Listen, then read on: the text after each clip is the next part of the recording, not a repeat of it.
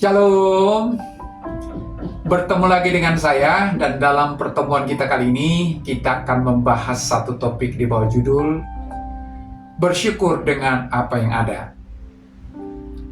Saudara, tidak bisa dipungkiri bahwa ada banyak hal yang kita tidak miliki dalam hidup ini. Tetapi jangan sampai hal itu membuat kita buta dengan apa yang ada pada kita. Dalam Rut pasal 1, kita melihat bahwa ada satu keluarga, yaitu Elimelech, nama istrinya Naomi, dan nama kedua anaknya Mahlon dan Kilion, yang karena bencana kelaparan meninggalkan Bethlehem dan pergi ke tanah Moab untuk mencari kehidupan yang lebih baik. Namun, ternyata keluarga itu justru mengalami musibah yang lebih besar, di mana Naomi kehilangan suami dan dua anaknya. Kemalangan itu membutakan mata Naomi saat itu, sehingga ia tidak bisa melihat lagi apa yang dia punya, yang sebenarnya adalah sebuah potensi yang besar dalam hidupnya. Dalam Rut pasal 1 ayat yang ke-21 berkata, "Dengan tangan penuh aku pergi, tetapi dengan tangan kosong Tuhan memulangkan aku." Apa benar dia pulang dengan tangan kosong? Saudara, kalau kita melihat nas di atas, maka kita akan menemukan bahwa Naomi masih memiliki sesuatu yang patut dia syukuri dalam hidupnya. Apakah itu? Dia pulang bersama Rut. Saudara, Rut adalah seorang menantu yang sangat langka.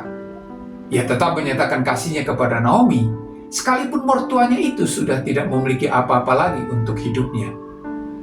Dalam Rut pasal 1 ayat yang ke-16 sampai 17 berkata, "Janganlah desak aku meninggalkan engkau dan pulang dengan tidak mengikuti engkau.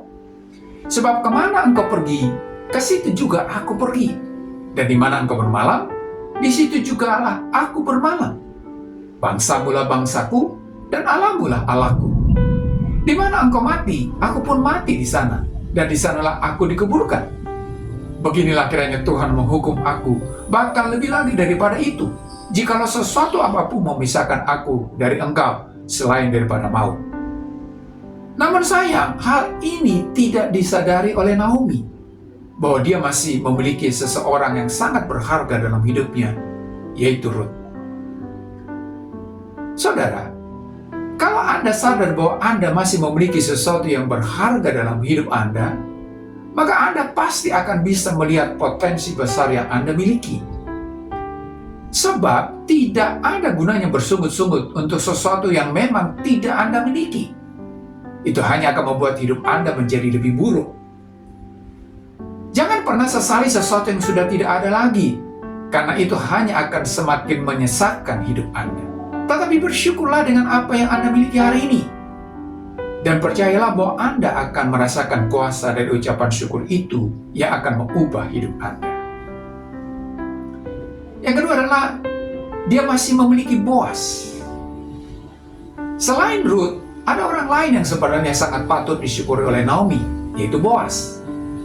Dalam Rut pasal 2 ayat 2-3 berkata, "Biarkanlah aku pergi ke ladang memungut bulir-bulir jelai di belakang orang yang murah hati kepadaku." Dan sahut Naomi kepadanya, "Pergilah anakku." Pergilah ia, lalu sampai di ladang dan memungut jelai di belakang penyabit-penyabit. Kebetulan ia berada di tanah milik Boaz yang berasal dari kaum Elimelech.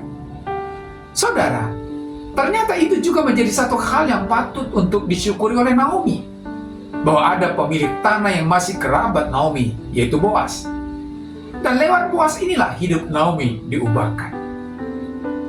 Saudara, Allah bisa memakai siapa saja untuk menolong Anda dalam mengatasi pergumulan Anda.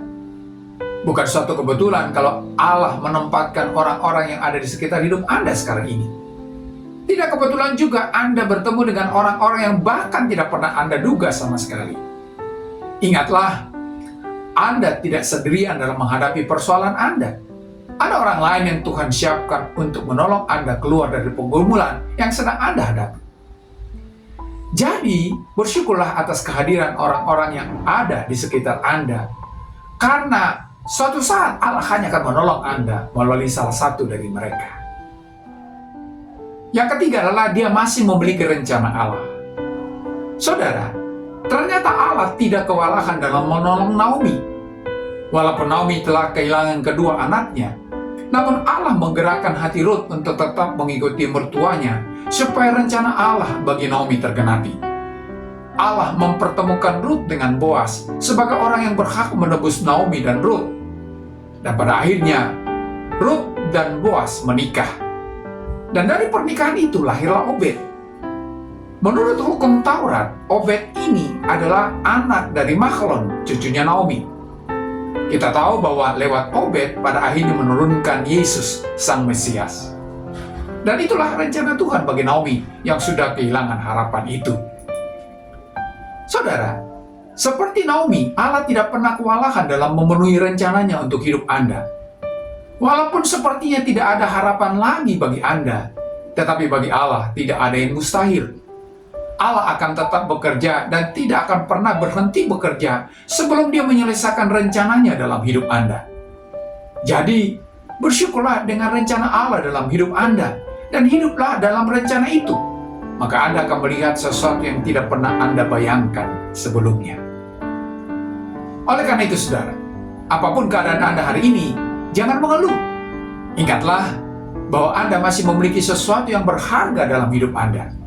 Masih ada orang-orang yang Tuhan siapkan bagi Anda untuk menolong Anda. Dan masih ada rencana Tuhan yang masih harus diselesaikan dalam hidup Anda. Jadi, bersyukurlah. Sampai di sini pertemuan kita kali ini. Dan kita akan lanjutkan di lain kesempatan. Terima kasih. Dan Shalom.